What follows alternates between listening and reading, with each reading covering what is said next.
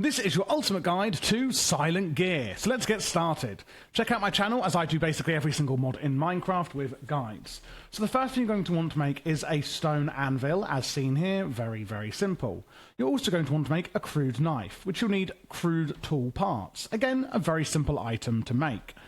Then, what we want to do is get some logs. And that's because if you've ever played Tinker's Construct, Silent Gear is a little bit similar to that, and then we're going to be using blueprints. So, right-click your log onto the stone anvil, right-click it with your crude knife, and you'll get some template boards. You can see here, we can make some basic shield template, a saw template, a katana, a fishing rod, a shovel, a sword. So, a stick and two templates like that will make you a sword template. I also want you to make a tool rod template shown here. Then we're going to go to our vanilla crafting table. And in here, what I'm going to do with those templates is, let's say I've got my sword template. If I press U for uses, which is with JEI installed, you can see here it says gear crafting, sword template, and a tool rod, and two items will make me a sword. I'm going to show you a bit of a different way to do it. So what I'm going to do is I'm going to get iron ingots and go 1, 2. And that will make me an iron sword blade. Okay, take that out. I'm then going to get my tool rod template, and I'm going to add 2 iron ingots to that as well, and get my tool rod. Then what I'm going to do is place in my tool rod with my iron sword blade, and I get an iron sword. So what I'm also going to do is, let's get an iron sword from vanilla Minecraft, because I think this is a great comparison we can do here. So I take that out. As you can see, 6 damage and 1.6 attack speed, 6 damage, 1.6 attack speed. So why would we use an iron sword from Silent Gear then instead? Well, as you can see, we can left control to see properties, or left alt to see construction. So when I press left control, you can see it's got flexible 2 and malleable 2. Now if I hold shift down at the same time, I can see that the gear occasionally takes less damage, so kind of less durability. Malleable 3. Gear sometimes takes less damage. Okay, great. So that already is a benefit over using the vanilla version.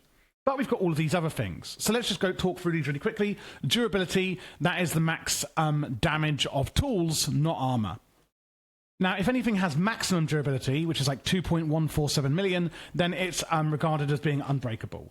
Armor durability is 15 times, so that is going to be the multiplier for the durability of your armor. Repair efficiency is basically the multiplier for durability restored when you're repairing it, both in an anvil and also a repair kit that you can make. So as you can see, it's 100%. If it's 200%, then let's say it would usually cost you 2 iron ingots to repair it to full. If your repair efficiency was 200%, then obviously it would only take you 1 iron ingot to repair it to full. And then we have the repair bonus, which is kind of the multiplier for durability restored by the material. So how much does 1 iron ingot restore, usually, based off the iron ingot and the material you're repairing it with? Oh, I'm so sorry. The enchantment value, this affects what level of enchantments you can get out of an enchanting table, just like vanilla Minecraft. The charging value, actually, what is charging value? So chargeability is actually for silent gems, and that is an add-on mod. And you'll basically get bigger bonuses when supercharging your gems. And that'll be in the Silence Gems mod tutorial, which is a separate mod. We also have rarity. This adds a couple of things, basically. Synergy calculation. So main materials with similar rarities will mix together better, producing higher stat bonuses. So a little bit complicated, but it also affects the name color of your tool. Harvest here is pretty self-explanatory. It can mine up to iron. Harvest speed, oh my god, am I okay? Harvest speed, how quickly can we use it? Block reach, again, how far will the tool or weapon reach in front of you? Attack damage, attack speed, attack reach, and magic damage, again, pretty self-explanatory.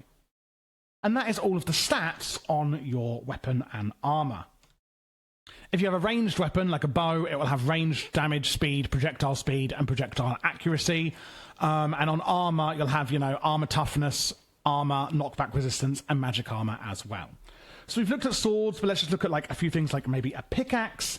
If you wanted to make a pickaxe Then you could make, again, your pickaxe template, and I would use U. And you could see that to make a pickaxe head, you'd put 3 ingots like that. So let's do it. Let's put our ingot, our thingy there. Let's make an iron pickaxe head. And then with that, you're going to want to use a tool rod to make your final pickaxe. So again, we would make a... and with these template boards, they're one use only. So we know that we can then get a tool rod, 2 iron ingots, part, and we can put these together anywhere in the crafting table and get an iron pickaxe. And again, we can see the stats of that tool. If we go into construction, which is when you press left alt, you can see the pickaxe head is made of iron, iron, iron, and the tool rod is made of iron, iron, because we used 3 iron ingots and 2 iron ingots for those tool parts. Before we get any further, I want to let you know that I'm partnering up with G-Portal here to give you 10% off your first month with them. They do all sorts of Minecraft servers, whether you want modded, Spigot, Sponge, anything you want, and you can swap out not just Minecraft, but any game on your server at the click of a button with GameCloud. Meaning the possibilities are endless. Again, check out the link in the description so you can get some money off with code Javier.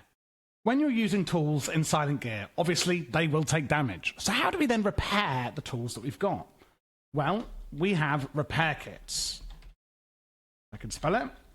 We have the crude one, or a very crude one, crude, sturdy, crimson, and azure. Early game, crimson and azure are out of your reach, but the sturdy one you can probably just start off with, or maybe even the crude one. Sturdy needing just an iron rod, made as shown, and some iron gears and diamonds. Iron gears, iron ingots. So what happens is, the sturdy repair kit, now my sword is made from iron, and I want to fill up the repair kit with iron. So as you can see, the bar is empty. Put it in a crafting table, and what you could do is fill it up around like this. The more you fill around it, the more it'll fill it up. And I could just fill it up a few times. Obviously, you don't have to fill it up a few times. And there we go. My sturdy repair kit is full. So if I want to then repair, it's only got 247 out of 250. If I want to repair my iron sword, I simply put them in the crafting grid together and pull out my iron sword. Let's say I've made a sword of a different material. And I'm like, oh, I actually don't want to make another repair kit. I'm not using iron anymore. I want to get rid of all the iron in my repair kit and just use the same repair kit with a different material. Just put a stick in the crafting grid with your repair kit, and it will empty the repair kit of whatever material you've put in there, meaning I can now fill it up with a different material that I need to repair my items with. And that is how you repair your tools and armor in Silent Gear. You may want to actually upgrade your tools after you have already made them in Silent Gear. And there's a few different things we can do to upgrade our tools. So we're using the same iron sword as an example here. So we have our first example, a coating. And this is going to be using a blueprint. There are wooden ones. But what I would actually recommend is that you start making, when you can, blueprint paper. Blue dye, paper, and some bits and bobs here makes a coating blueprint. And these, unlike the wooden versions, are not single use. I could put my blueprint in, and for the coating, you want, because you're coating it in something, you need a bottle, and I'm going to use netherite as an example. So netherite ingot, just like this, and I get a netherite coating. And we can see here that it makes it fireproof. It adds some durability and things like that, and a bit of damage. The attack damage is times 1.33, meaning, I've already made one earlier here, when I then put this in my crafting table with my iron sword, it's going to times that attack damage by 1.3 or whatever it was. So rather than 5 damage, I've now got 5.67. It's now fireproof, so I don't think it'll burn in lava. Is that true? Don't know. Don't quote me on that, but I think that might be what lava fireproof does. If you want to see all the different benefits, etc., I'm up to go through them with you. Okay, so I'm not going to go through them all because it's absolutely mental. This is the amount of traits that you can get. What I would do is I'd go to this page and I would just do Control and F for Foxtrot and put in, say, cure, and then press enter and just search through it on a browser because there's so many. I think it's a waste of time for me to go through it. How do you get to this page? Well, you can make a Silent Gear guide with a template board and a book. Right-click it, and it gives you a link to the wiki. On the wiki, what we then have is traits. So you've got 1.21, pre-1.21, etc. And that's the bit there. You want to click these links to get to the traits to see what they all do for the ones you're looking at. But like I said, there's so many, I don't think it's worth me going through. So anyway, we could put that on our coating, and we can see that it does, it's got 6.67 attack damage rather than 6. Now, there's a few other things we can do for upgrading our gear. There is a binding. You need the binding to actually make an elytra, but you can use it for upgrading gear as well. As you can see, string and vines, etc. will be good for this. So binding can be added to most tools and weapons. It's required to make an elytra, and the stat bonuses you're going to be getting from these are quite minor, generally. The coating you can add to most items apart from an elytra, and they're usually going to add quite big stat bonuses and useful traits. You can craft a coating basically with the blueprint, or you can actually just apply the coating material directly with a vanilla smithing table.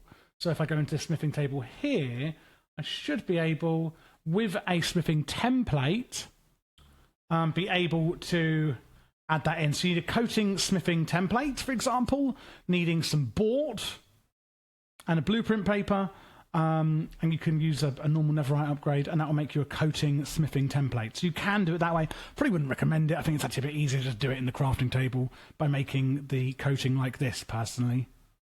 If you're not sure where to get bort, by the way, you just find it deep underground. It's single ores, and you just mine that up. So we also have grips that we can add. Grip is things like leather and wool. These can be added to most tools and weapons, and generally provide, again, very small bonuses, but sometimes the different stats, etc., or traits could be really useful, especially in the early game. For your armour, the main one you're adding on is a lining. And you can see here we can add basically the same thing, so it's sort of, imagine a grip, but for your armour. And then lastly, it's the tip upgrade. And the tip upgrade, we can use a lot of metals, and that's going to be adding things like damage to weapons and things like that. So you can add to tools and weapons. It could apply some useful traits and some good stats as well. Often it's going to increase your harvest level. If I use an iron pickaxe and I apply a diamond tip to it, then basically that is then technically a diamond harvest level pickaxe. And that's how you upgrade your parts and tools and use blueprints. So there's something else we can do, which is making alloys and grading our alloys. You can grade basic materials as well, but let's look at the alloys we can make. So in Silent Gear, now one thing I want to say, a lot of mod packs that you'll find Silent Gear in, they will have tweaked the different materials available. Silent Gear and Tinker's Construct and those kind of gear mods where you're making your own work best when they have an influx of different mods to play with, like mechanism ingots and the adventure mod, different adventure mod ingots and stuff. So obviously this is a Silent Gear tutorial. This is not a specific mod pack tutorial. Like if you're playing in the ATM pack, you very likely are going to want to watch my Productive Metalworks tutorial. That is a completely different mod, by the way, and I have got one for it on my channel. But for example, you can use that through there, etc. But the ones that they add is bronze, which at the moment in 1.21 doesn't have a recipe. We've got crimson iron, which you will find in the Nether. We have crimson steel, where you can then get your crimson iron, add a magma cream and blaze rods, and make crimson steel. Now you'll notice it needs 4 ingots, magma and blaze rods, but if we put it into the alloy smelter, or the alloy forge even, we can use a block of crimson iron, and we can get 3 crimson steel ingots with 2 blaze rods and a magma cream. We then have blaze gold. You can put this with blaze powder and gold in your alloy forge. Azure silver. This is made from the azure silver ore, which you harvest with a netherite level or above pickaxe in the end.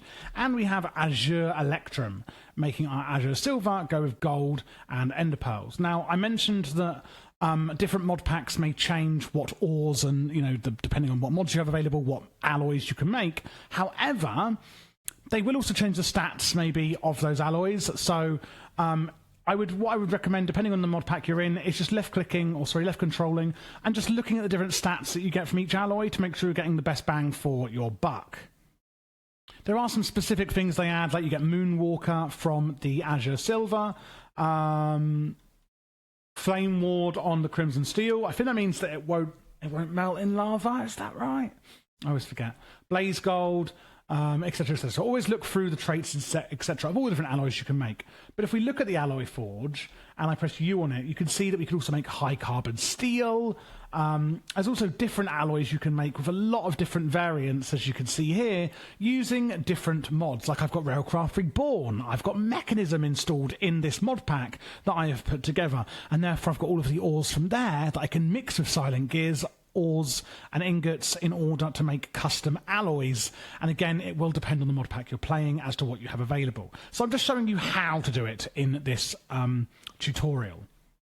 Now, after that, you're actually going to want to grade your materials. So this here is the material grader. That uses an advanced upgrade base. So I'm going to go through the advanced upgrades shortly. But for now, let's say I want to use my Tyrian steel. Well, if I put tier into here, what you'll see is that we have a grader catalyst, tier 1, glowing dust. Just never, what's it called, never quartz and glowstone. A tier 2 is blazing dust, which blazing gold dust is made of your... You basically, you know, remember at the start of the tutorial, I told you to bash some wood logs on a stone anvil? Well, bash your blaze gold ingots on the anvil and you'll get blazing dust. Lastly, we've got glittery dust. You can find nether bananas in chests in the nether and also from nether wood. When chopping those trees down, you have a chance of getting a nether banana, but they are quite rare. And that's how you make glittery dust, which is a tier 3 catalyst. So I've used the tier 3 catalyst here, glittery dust, and I've just put in a stack of Tyrian steel. Tyrian steel being made, did I tell you how to make Tyrian steel? So this one, for example, is crimson steel, azure electrum, crushed shulker skull, shell, whatever it's called, again on a stone anvil, and netherite scrap. You get Tyrian steel, and that's one of the best materials in the base game of Silent Gear. So I put it through the material grader, and I've got 5, 2, 1, and 1. So we've got 5 at B tier, 2 at A tier, 1 at S tier, and 1 at double S tier. So you may be thinking, okay, the 5 B tier ones I'll just throw in the bin. I only want S tier. Because the way it works is that if you put an S tier piece of gear, S tier piece of gear, onto your tool, it is going to have better stats than the B tier. But what I can do is just run the B tier through again. And you may be thinking, cool, I could just keep running it through until I get the grading I want. Yeah, sure, you can. But it is obviously going to use up your glittery dust. Glowing dust won't get you as good tiers. You might be getting more C and D tier. You know, blazing dust, you might be getting a bit more A tier. And you've got a lot higher chance of getting S tier with your glittery dust. Now, don't take the tiers I've just given you for granted. You could get an F tier from glittery dust.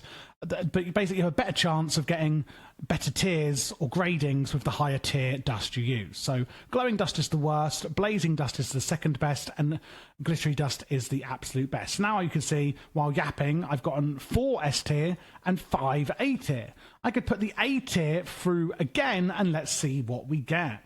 So now it's an A tier. Again on that, what's it? Where's it gone? Where are they going? If it comes, I didn't actually know this. I've just learned something. As you can see, they're just literally going through. It kept going round and round. So basically, what happened there is if it hits the same tier or lower, like that hit a C, it'll just keep going round. We know this one here is an A tier at minimum. So if I keep refreshing it, like it just got a B, it'll just go again. Meaning, if you have got an A tier, it will then never go through as a lower tier. See, D tier, but it stayed as A. And finally, it's gone through as an S tier. So you can only upgrade. I actually thought it was the opposite, and that your A tier had a chance to re-go through as a lower tier, but it hasn't. It can only go up, which is actually really, really good. So I would actually then recommend that, like, SSS, that is the best, I believe. I would actually recommend that you just keep pushing stuff through. If you've got tons of this glittery dust, just keep shoving it through until you get SSS on all of it, if it's a permanent weapon you're going to be using for a long time. Otherwise, S and SS and A, you know, it's probably going to be fine. But if you have got A tier and you have got a lot of glittery dust available with your nether bananas, etc., then you could, you know, set up a nether wood tree farm. Then you can just keep rushing this through to get the highest one. The last major thing I want to show you, and there is a reason why it's nighttime, is going to be the Starlight Charger. So there's 3 tiers of this as well. If I put in @silent tier, you can see we have Starlight Charger Catalyst Tier 1, which basically you just hit a blaze gold ingot on your stone anvil. The Azure Silver is the same, and Star Metal a bit more difficult. Azure Electrum Dust, Azure Silver Dust, and Blaze Gold, and also a fragment of a Nether Star, which you just get by, using a Nether Star. So Tier 1, you need blocks of Crimson Steel. Tier 2 is Azure Electrum, and Tier 3 is block of Tyrian Steel in a what's it called? Layout like this. So there's your Starlight Charger. 1, 2.